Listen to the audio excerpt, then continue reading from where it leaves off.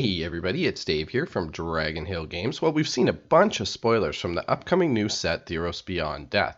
So I put together a list of cards you should consider having in your collection before this awesome new set hits shelves in your local game store. Before we kick things off, as always, if you're a subscriber, you know I want to thank you for being here. We really appreciate your support. And if not, now's a great time to consider hitting that subscribe button because we're going to be dropping a bunch of box opening videos in rapid fire succession over the course of the next couple of weeks. THEROS is a set that's going to heavily feature abusing the graveyard, and what better way to shut down your opponent than make sure they don't have a graveyard to begin with. The best answer in black in virtually any format is Leyline of the Void, most recently reprinted in Core Set 2020, and at $9 this is an excellent pickup. Some other good choices in Standard and Pioneer are things like Ashiok Dream Render, and at under $2 this is also a great pickup. Another outstanding option, especially in Standard and Pioneer, is Ishqiya or Zov Usurper. Her +1 ability allows you to pick apart elements of your opponent's graveyard, and since Escape is going to be heavily featured in the upcoming THEROS set, she'll be an excellent choice in black-white control decks. And finally, the be-all end-all answer in white is Rest in Peace, and south of $5.50, this is definitely one you should be having in your collection. Alright, let's move away from the graveyard for a moment and talk about something else that is definitely going to be coming out of THEROS Beyond Death, and that's life gain. I do a weekly video segment on this channel called This Week in MTG Finance, and this guy right here, Heliod Suncrown, was featured heavily in this week's segment. As I'm sure many of you are aware, Heliod Suncrown combines with this guy right here, Walking Ballista, to go infinite. If you're planning on building this deck, it's going to cost you quite a bit more this week than it did just a week ago, with Walking Ballista being up over $10 in the last week or so. However, some of the hype may die down over the course of the next couple of weeks, and you may be able to find Walking Ballistas for a little bit cheaper.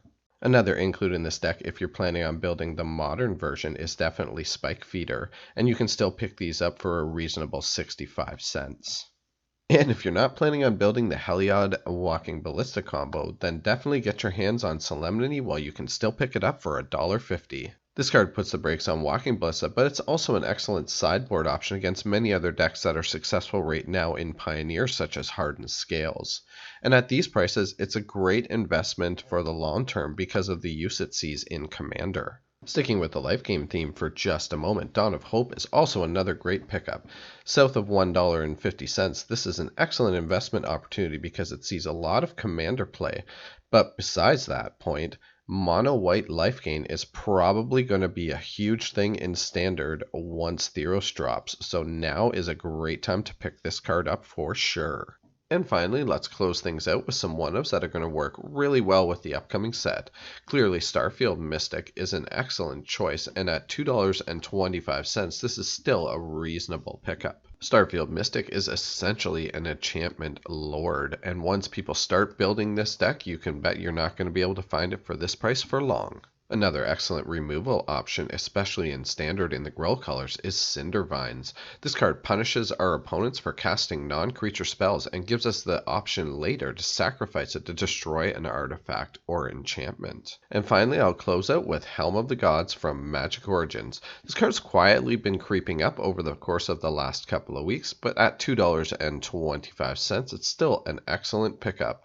And it has the potential to do a lot of damage in the Pioneer format when combined with some of the awesome new cards from the THEROS Beyond Death set. Alright, I really hope you guys enjoyed this video. If you did, go ahead and smash that like button. It really helps me out. I'm super excited to be bringing you guys a bunch of box opening videos next week from the brand new THEROS set, so we'll see you again soon. Bye for now.